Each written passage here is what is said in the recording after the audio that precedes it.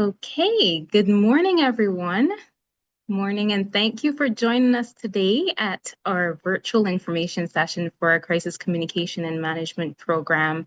I am so happy to see everyone here on the chat, and it is a lovely day today. I'm hoping that wherever you are in the region, that the weather is just as wonderful. So today, what we're going to be doing is we will be discussing the importance of crisis readiness and crisis communication and leadership. And we'll also be delving into our upcoming crisis communication and management program. Now, I have with me our facilitator for the session and also for the program, Lisa Ann Joseph. And I'm going to give you a brief snippet of her extensive expertise in bio, and then I will have her take over the session. So in terms of Lisa Ann's expertise, she has over 3 decades of experience at the forefront of strategic communications, and she's established herself as the Caribbean's leading voice in reputation management and crisis communications. She's also the founder and managing director of Reputation Management Caribbean, and she transforms organizational chaos into clarity, guiding leaders and teams through their most challenging communication hurdles. Her expertise is forged in the crucible of global corporate communications. So she served as the communications manager for BP Trinidad and Tobago, where she steered international media relations and crisis communications strategies. And she was also the spokesperson and head of public affairs for the Coca-Cola Company in the Caribbean. She's shaped regional narratives for one of the world's most recognized brands.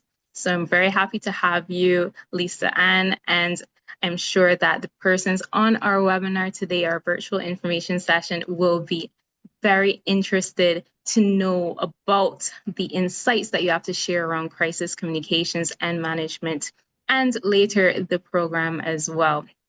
So before we actually delve in, I'm just going to ask you one question. Why do you think it's so critical for organizations to develop that culture of crisis readiness? Good morning. Good morning, everyone. Thank you, Bridget. Thank you so much for having me.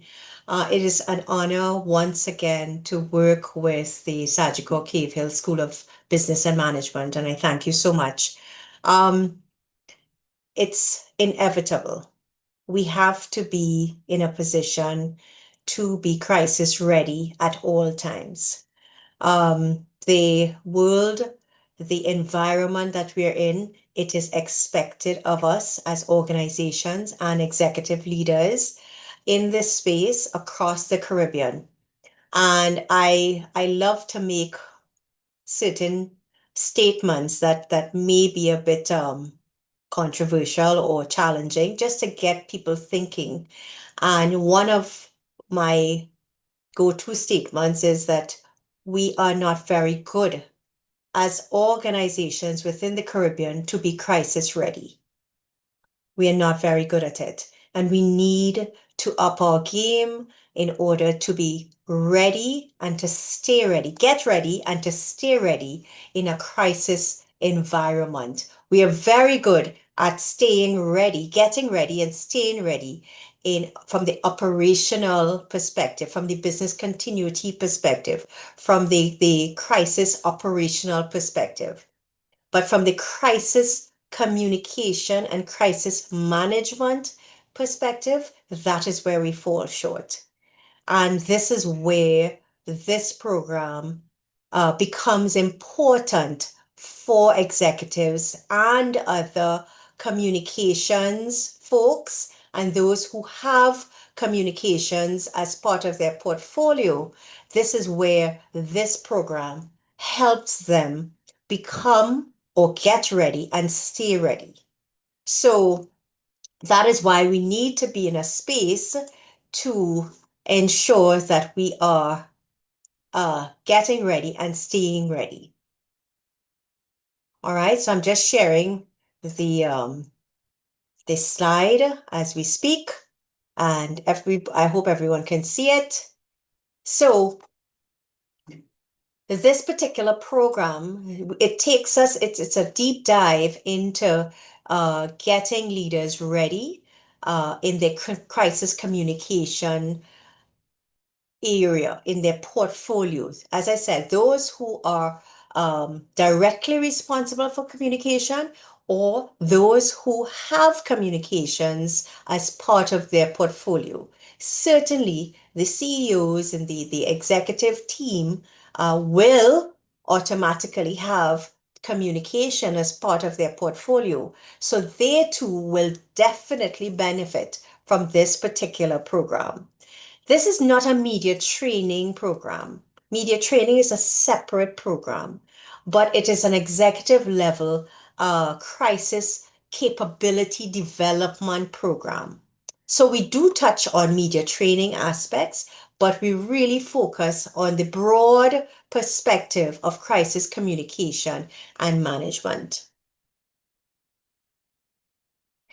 So this particular intensive workshop looks at sudden crises and smoldering crises, but basically it looks across the board at what are the possible crises that can happen to your organization directly, what can happen to your industry as well, and what could happen on a national level and certainly on a regional level. So there are layers to the process that we undergo throughout the training. So it's not just specific to your organization. It rolls up into industry, national, and regional as well. And that is important because you operate in an environment that has impact on several aspects of the environment you operate in. So crisis leadership today is not reactive. Long ago, it used to be reactive. Long ago, we used to say, okay, we will deal with the communication part when it happens on a reactive basis. We need to put the operational aspects in place.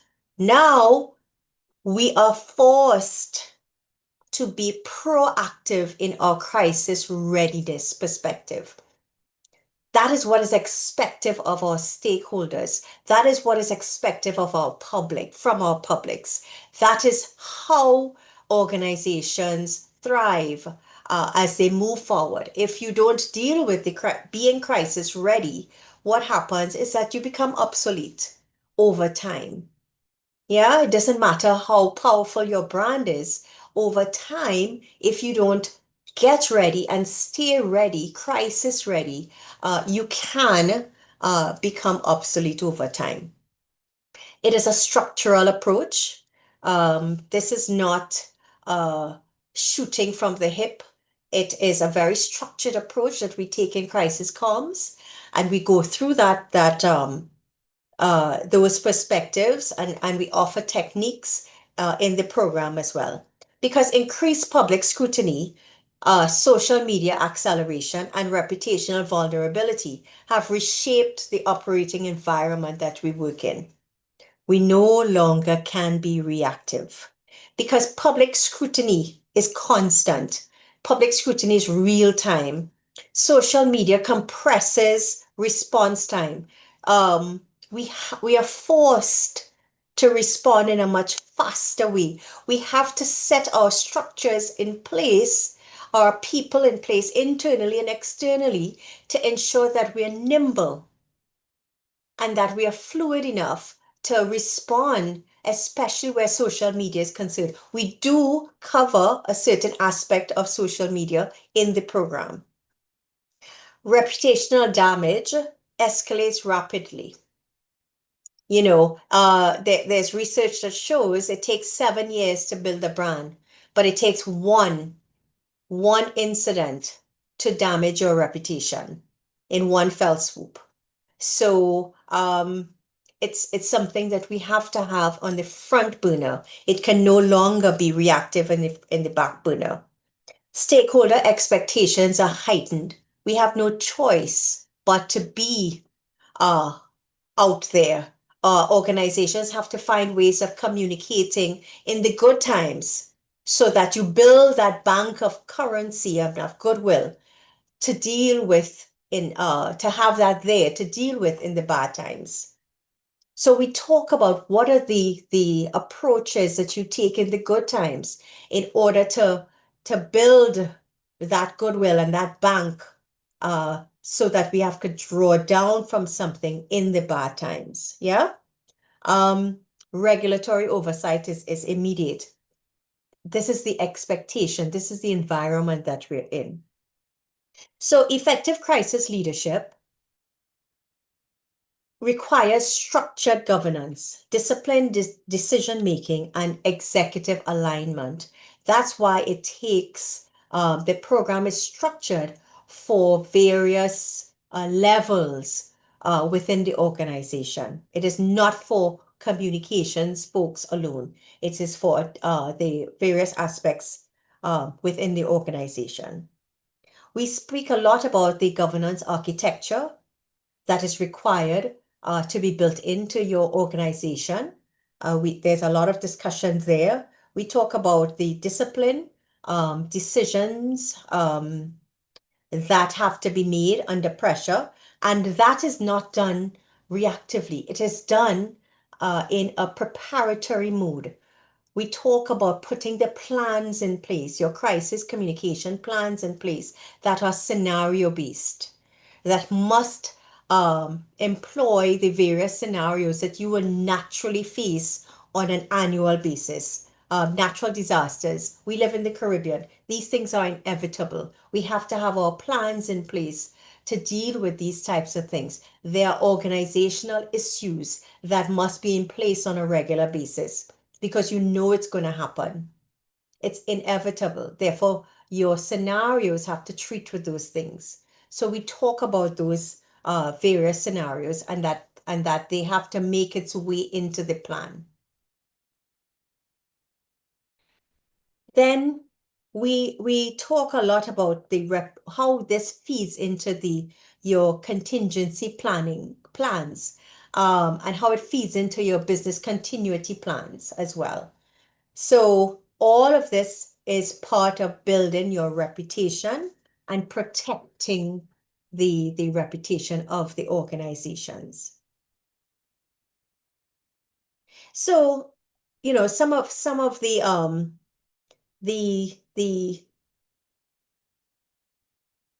what would be the outcomes? The outcomes, we talk about crisis governance structures, we look at the escalation protocols, we define decisions, how they are made, and we have timelines associated, and these are things that make its way into the plan. I actually give you templates to work with so that if you have plans in place, you can look at those that we've discussed and adjust to suit. If whatever is there and works well for you, you keep it.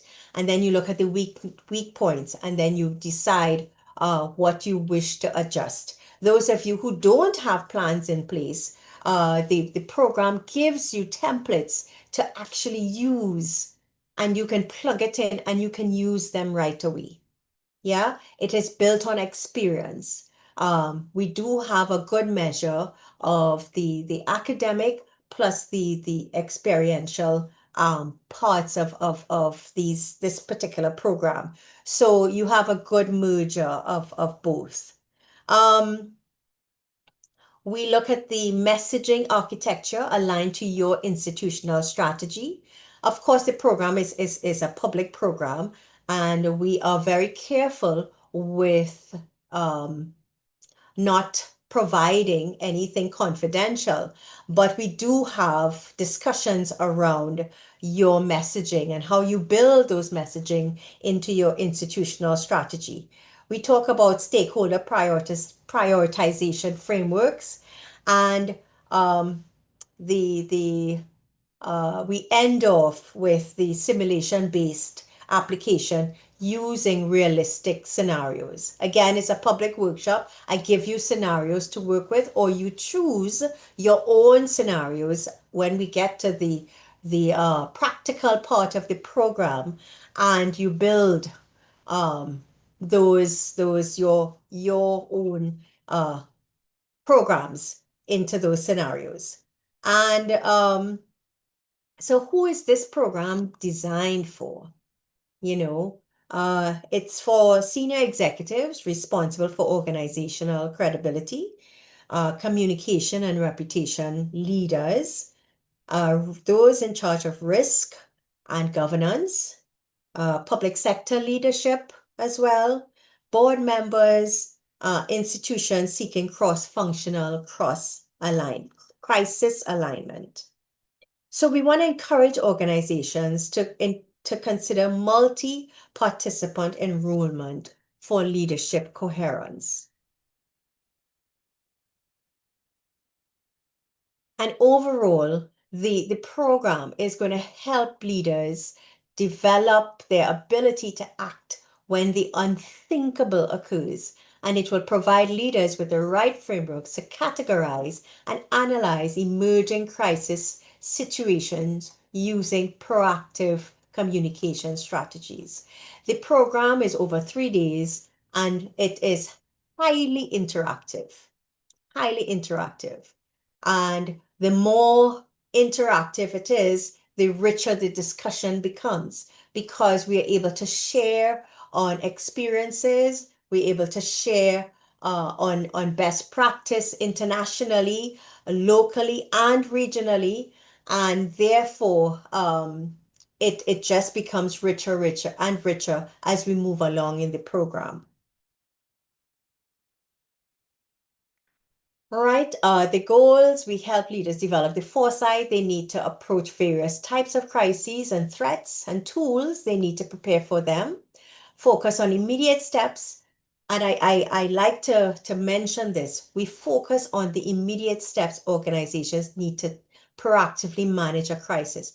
Because in my experience, what happens is that we fall short on the early response to a crisis as organizations, especially medium and large organizations, because there are various levels to the organization. It's difficult to respond in an early stage. So what happens is that we are better able to respond later on. And this program, I begin to focus you at some point on the early stages because that is where you either become ahead of the story or part of the story or you fall behind the story. Because people ask the question, how do we ensure that we stay part of or we shape the narrative or we stay part of the narrative?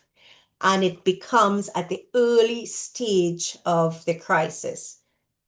But you have to do some work before in the good times in order for you to be part of shaping the narrative when a crisis happens. So we talk about that and then we focus on the early stage. A lot of organizations are good at responding later on. And then you have to play catch up. Okay, so we help develop in delegates a readiness and resilience to control and manage reputation defining situations. And we talk about a wide range of situations in these sessions. Okay, so this gives you a quick idea of what the workshop will help you with. Identifying and preparing, anticipating, evaluating, developing crisis communication plans, or those of you who have plans in place, honing those plans and identifying your stakeholders and prioritizing actions. Actions meaning key messages. How do you respond to the stakeholders from A to Z? The messaging has to be the same. We all have to be singing from the same songbook. It can't be disparate messages. So we talk about that as well. We talk about using online and traditional communication tools effectively. We speak a lot about social media and you being ready and what you can respond or what you can't respond to, especially with social media. And you look at some of the strategies that you have in place already or you can employ where social media is concerned so that you become more nimble in your approach. We speak a lot about strategy and messaging from your various stakeholders. We talk about measuring communication effectiveness and, very important, learn from the crisis. Very important. All right, so as we mobilize you and your organization with step-by-step communication strategies to combat real-world disasters, from technological and confrontational crises to natural disasters and volatile PR nightmares. So come ready to utilize the crisis management tools and practical strategies needed to prepare for varying crises and develop comprehensive crisis plans to mitigate the impact of these crises. We do have a lot of practical exercises that will be conducted to expose any gaps or potential vulnerabilities and areas for improvement. You will emerge from a program more effective and resilient in your approach to crisis, armed with a skill set designed to help you move from crisis management to crisis leadership and readiness. On completion, these are some of the points that you will definitely benefit from. Principles in effective crisis communication and reputation management, how to identify stages of the crises, because your crisis and your team's crisis may be two different things, because crisis is now defined in a spectrum now. So you have to look at those things, and we talk about it. We talk about potential vulnerabilities, the plans, the strategic messages, and then we talk about evaluating responses. So as I hand you back over to Bridget for our questions, any questions, I just want to make a point. Crisis does not test communication tactics. It tests leadership structure, judgment, and governance discipline.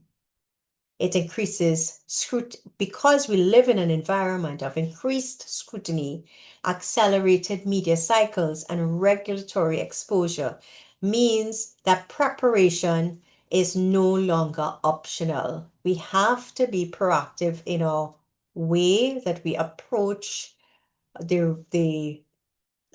our organizations to be ready where crises are concerned. So I now invite questions with you leading, Bridget. Thank you so much, Lisa Ann. So there was a question from Omar, and I would invite you, Omar, if you can put your question back into the chat, because it seemed to have disappeared. But we definitely want to know what you have to ask and what you have to say, any comments that any of our attendees have as well, based on any of the information shared, but then also in terms of the general insight that people may want in terms of crisis leadership. So I have a question, so I can start it off. But you mentioned Caribbean organizations being very reactive. So my question to you is, knowing the crisis and the inevitability of crises, why do you think that is? Why do you think they remain reactive even today? Well, it's a cultural thing for us. We have been doing it for such a long time. Remember, I'm talking specifically about crisis management and communication. So the other aspects of developing crisis readiness from an operational and from a business standpoint, we are good at that. But from a communication standpoint, traditionally and culturally as a region, we tend to sit on that a bit because we feel that we know each other, we know the media, we know the affected persons, we know the authorities. So when it happens, we can pick up the phone and we can call and say, listen, that particular story, wait on us to issue a press release. It's no longer. It is no longer so. The environment that we are in, especially coming out of COVID, has pushed us into a space where we have no choice but to be more proactive. And now we have professionals and seasoned media practitioners and international and regional media practitioners who live in country and who are at our doorstep online and can call us, and the expectation is that we have to respond. We have customers who expect us to respond as well. So we cannot be in that reactive mode anymore. This is the environment that we're in. That's the expectation. So we have to live up to it. Absolutely. So we do have a question from Dr. Leonard. He's asking, how does crisis differ from a routine emergency or a risk? And is there a different method of communication for each? Yeah, so the um, emergency planning is more tactical. The crisis communication planning is more strategic. So the emergency response feeds into your crisis communication response, as well as your other responses, your business continuity and operational responses. So one is more tactical and one is more strategic, and it feeds into the other. So, but they are two different things. The approaches are two different. Okay. One leads the other. Okay. So Omar has put his question back into the chat. So he asks, if reputation can be destroyed in minutes, should organizations treat it as a measurable asset on par with financial capital? It must, because there is a financial fallout to it as well. When you look at reputation is it forms part of your brand. It forms part of the organization's image and branding, and therefore it has financial impact. So it should be at the front burner, and reputation management should be considered as important as the other aspects of your business. Okay, understood. Okay, there is another question from Alicia. Is it ever beneficial to be silent in a crisis communication? Yes, it is beneficial. My stare on that is always this. You have to think through all the options available to you. So you plan proactively, as if you are coming out to make any statements. But if it is the decision of the organization is to stay silent, and you understand the consequences to staying silent, and you accept the consequences to staying silent, then the decision can be silent. What we don't want is silence as a default, because that's a thing we do traditionally in the Caribbean.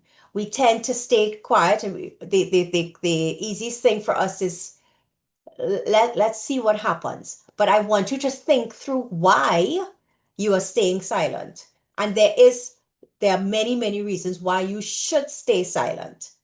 But once you understand why, and you know the consequences and accept the consequences of staying silent, and also the consequences of going public, of saying something, it's the same approach. So what I'm saying is that the same approach has to be looked at, whether you choose to stay silent or you choose to go public.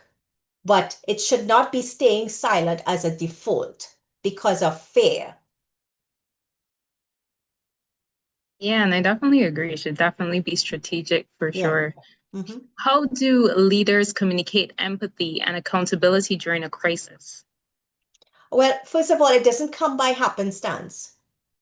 It comes as part of your planning. It's as part of your scenario based. You look at the scenarios and you decide, who are the best persons to communicate this message. And I talk a lot about the message, the messenger has to match the message. So if you have a CEO that may not be best suited to carry a particular message, that is something that you should have thought through before in your scenario planning, which is part of your crisis communication plan.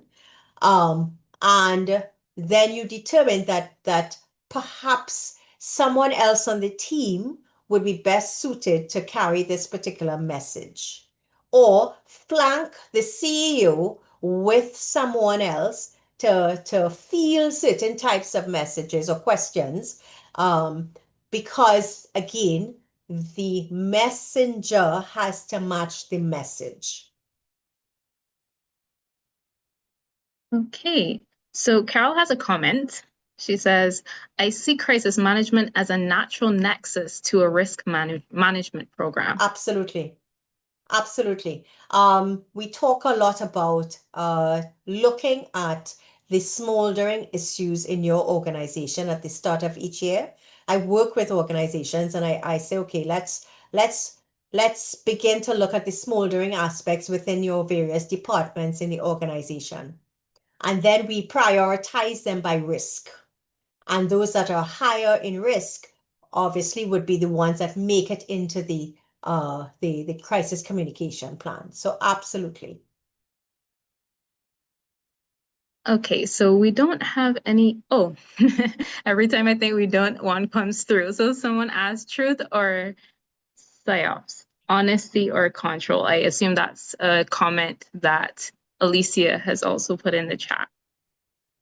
Okay.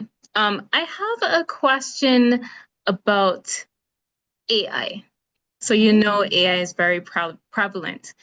How do you think organizations can prepare to manage the reputational challenges that may come due to the rise of AI? We have no choice. We have no choice. It's part of the environment. It's what we have to do. It's part of us getting our organization crisis ready. And by being crisis ready, you have to treat with social media issues, you have to treat with AI issues, you have to treat with all of these that which are high risk and or can be high risk, let me put it that way. And therefore, it has to be part of the planning. My thing is, let's get the organization crisis ready and we stay ready. Yeah, for sure, for sure. And I definitely see that ties into what you were talking about the mitigation plans that they will have in place in order to handle this, for sure. Yeah. Okay, so a couple questions came in again. So back to Alicia, she was asking in terms of what is the better approach, honesty versus control, or truth versus psyops? It depends. It depends. It depends. I don't think there's any you want to be as authentic in your responses. You want organizations thrive on building on trust, building on integrity, building on authenticity in their leadership. So when you have that, however, in a crisis situation, doesn't mean that I have to come out and tell you everything that has happened. I can't. From a legal perspective, from a risk perspective, there are all sorts of reasons. But what we try to do is at the point of us coming out to say certain things, we want to be able to base it on truth and honesty. But all of these things also have to be put into place in good times. So the work is not only in a crisis situation. The work has to be done in good times, and it dovetails into the crisis times that these things happen, because it's inevitable, it will always happen. So you have to determine at that point, of course, what are the values of your organization and what is it, what do they stand on? And most organizations that I know of are built on trust, integrity, credibility, authenticity. And you want to stand on that, but that doesn't mean that you have to disclose everything, because you can't. But you want to make sure that the values still carry through in a crisis situation. Okay, and that's a very important point that you mentioned too, in terms of staying ready even in the good times and not just preparing for for the Yeah. negative Mm-hmm. impacts for sure. We have a question on the difference in approach between how smaller organizations and small jurisdictions may approach crisis management versus larger organizations and large jurisdictions. Yeah. It's easier for smaller organizations to be more nimble because you have less layers or fewer layers, but the approach is still the same, huh? Because you can have a small organization that chooses to default to silence uh, when a crisis happens. So the approach is the same throughout, but the nimbleness or the agility that you want to employ, especially in a crisis situation, or do put the planning in place would be easier with smaller organization. But the approach is the same throughout.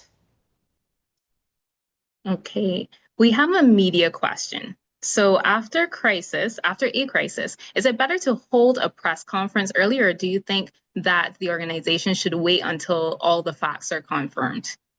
Right. So that's a very good question. It depends on the crisis situation. In the session, in the workshop that's coming up, we talk about the various scenarios that would require immediate media attention, and it's actually ranked by indicators. So we talk about the various indicators which would require a certain type of response. And of course, those that are more urgent and critical would require immediate, when I say immediate, within a short time frame, press conference opportunities. Sometimes it depends on the crisis again that you may not want to have a press conference right away. You may choose, if you have certain advocate media, you may choose to do certain one-on-one interviews depending on the crisis situation. If it's critical and urgent, you may have to go to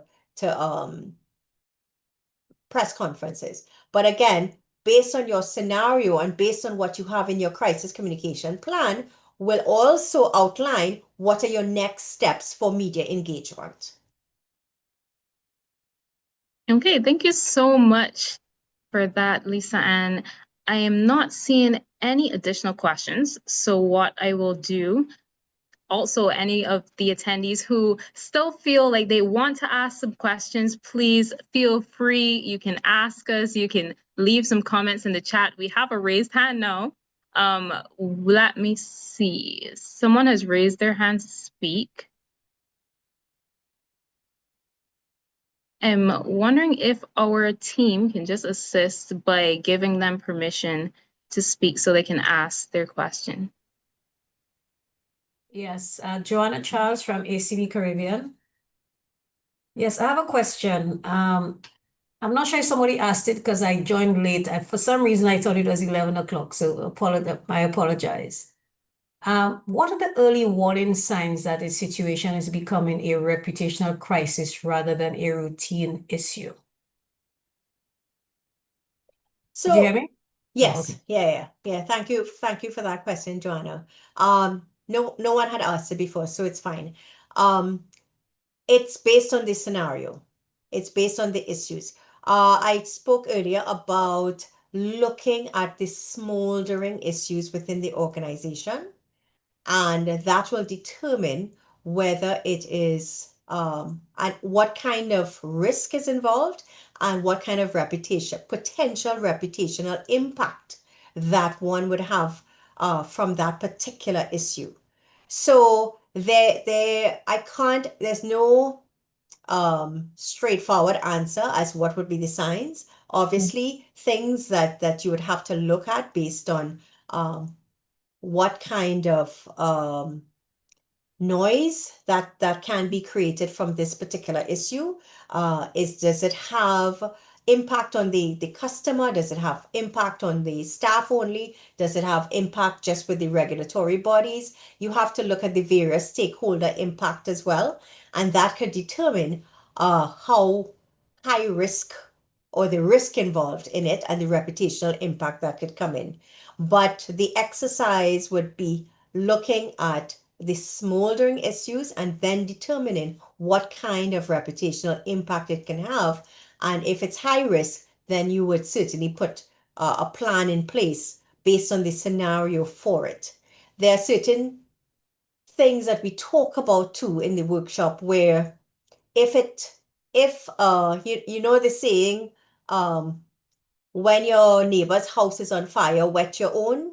So again, issues that affect other organizations within your industry or within the community, the business community, it's something that you may want to take heed of and put plans in place in case it can happen to your organization. So there are various ways of looking at whether or not it has reputational impact. Okay, thank you. And just one last question for me. Sorry to delay the process. Absolutely. Go ahead. And in your experience, though, what are the most common gaps you've seen in organizations' crisis playbooks? The early responses. Big gap. For us in the Caribbean, big gap. We do not respond in the early stages very well to crises. Why? Because traditionally we tend not to deal with it. This is from a communication and management perspective. I want to be very specific. We're talking communication here. BCP planning, incident management, operational, we're good at those things. The communication part is where I'm focusing you on. We're not good at responding in the early stage to a crisis. So because of that is to me the biggest gap of it. We tend to default to silence and wait until we have all the facts available to us before coming out. But my challenge for organizations in the Caribbean is that there are ways of responding in early stages without having all the facts available to you. You can respond with what your policies and procedures to this issue may be. You can respond with empathy. You can respond with all sorts of different things. And you can then segue into saying that we are still gathering all the facts and we will come back to you when we have further information. But the biggest gap is in the early stage. Excellent. Thank you very much. Thank you. Okay, so we do have a few comments. We have one from Omar who says a routine issue becomes a reputational crisis when it moves from operational impact from beyond operational impact, and it begins to threaten stakeholder trust, public confidence, or leadership credibility, especially once the narrative spreads externally and control over the perception starts to shift away from the organization. Mm-hmm. And that's why planning is important. Exactly. And then we have another comment which says mitigation is a big problem with communication crisis, and also affirms the fact that, you know, the regional leadership is more reactive rather than proactive. Yes. Yeah. And it's something that is my pet peeve, and it's something that over my professional experience, I want us to change. And that is something that I have embarked on for the last couple of years, and I'm going to continue. We need to get our leadership in a proactive stage. Yes, absolutely. Okay, so we're coming to close very shortly, so just take one or two more questions before we go into the program details. Mm-hmm. But we have a question from Rosalind. She asks, what's the best method to deal with an internal crisis within an organization? Well, it depends on the situation. You know, it really, what's the best approach? There's no quick fix for it. There's no one way to fix it. What is important is that you identify it and you deal with it.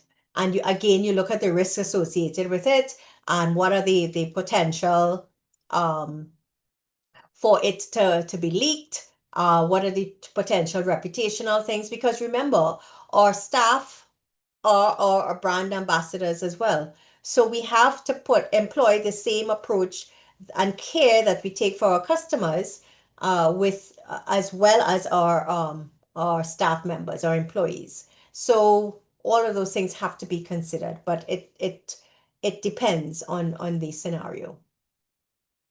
Okay, thank you so much, Lisa Ann. And we do have some questions around whether the recording will be shared. So we will definitely share the recording with the participants for sure. So you'll be able to reflect on what was discussed today. So what I'm going to do is I'm just going to give because you would have covered everything in terms of the curriculum and what persons will be getting out of this program. So I will really just be going into the program details such as the cost and the price. And then and the contact information as well. So I'm just going to share my screen now.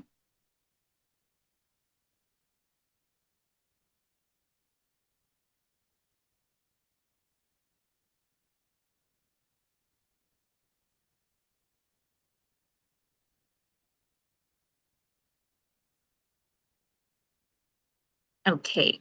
So our crisis communication and management program, it starts from March 18th to 20th.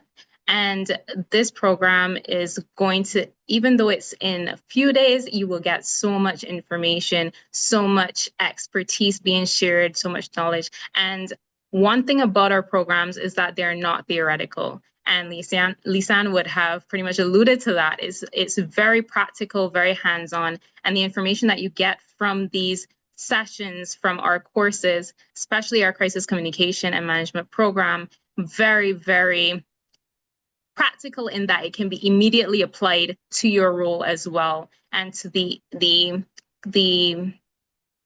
any issues that you may be facing in your organization. You will have that insight to be able to apply and tackle those issues hands-on. So the cost of this program is US $2,350, and it is live online, which means that you are able to take it from anywhere in the region. So you don't have to be physically present at the Sagicor Cahill School of Business and Management to take this program. But it is live online in that even though you are not physically present, you still get that live experience. You still get to interact with Lisa Ann directly, as well as the other participants. So you're able to even share your own perspectives and build that connection with other leaders throughout the region.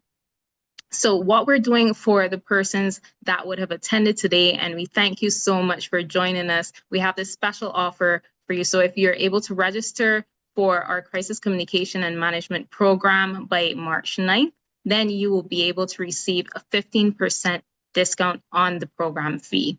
So what you can do is you can visit the QR code, which is on the right, and that will take you to the program page where you can get more information about this program, or you can contact our program team, and I will just put it to the other slide, but I'll come back to this slide so that you'll be able to navigate to the program page.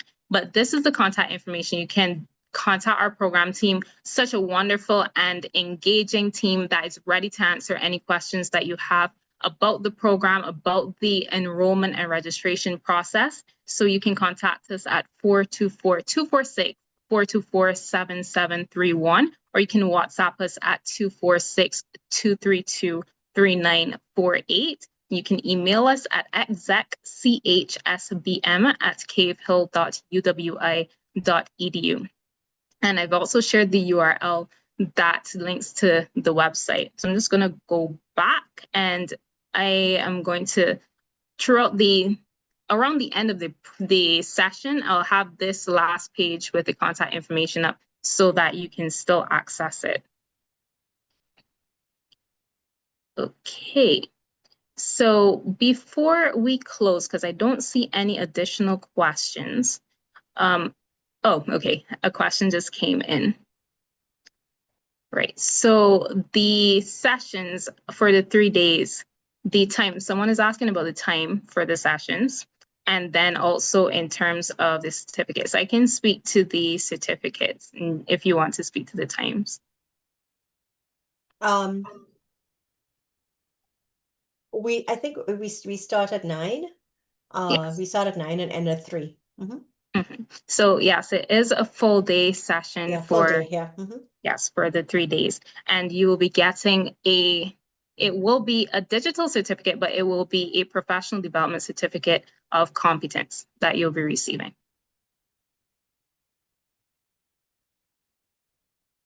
Okay, not seeing any additional questions. So before we close, Lisanne, is there any other information or insights that you would like to share, or any closing statements that you have for us? I just want us as a Caribbean entity with executives within the organizations, the Caribbean organizations, is for us to really take crisis communication from the back burner into the front burner and let us really try to get our people ready and to stay ready. It's important. It's, as I said, it's inevitable. I'm going to sound like a broken record, but it is a fact. And if we don't, we can see the demise of our organizations, definitely of individuals first, and then of organizations over time, because that is the expectation of everyone now worldwide. So we have to get ready and stay ready. Okay, and that is a wonderful closing statement for sure. Getting ready and staying ready is very, very critical and important. And going back to the proactivity, be moving from that culture of reactive to proactive is so critical as well. Okay, so thank you so much, Lisanne, for giving us so much insight today in this virtual information session. And thank you to everyone that attended for making this session so engaging. We really appreciate the questions that you had today, and we would love to see you in our program. So if you have any other information, you can definitely feel free to reach out to us via call. You can call us at 246-424-7731. You can WhatsApp us at 246-232-3948. You can email us at execschsbm@cavehill.uwi.edu. We are so happy to answer your questions, so happy to engage with you. So we definitely encourage you to reach out. So thank you once again, Lisanne. Thank you once again, everyone, for joining us today. I hope you have an amazing day, and we look forward to seeing you in our program in March. Thank you, everybody. Looking forward. Bye-bye. Bye.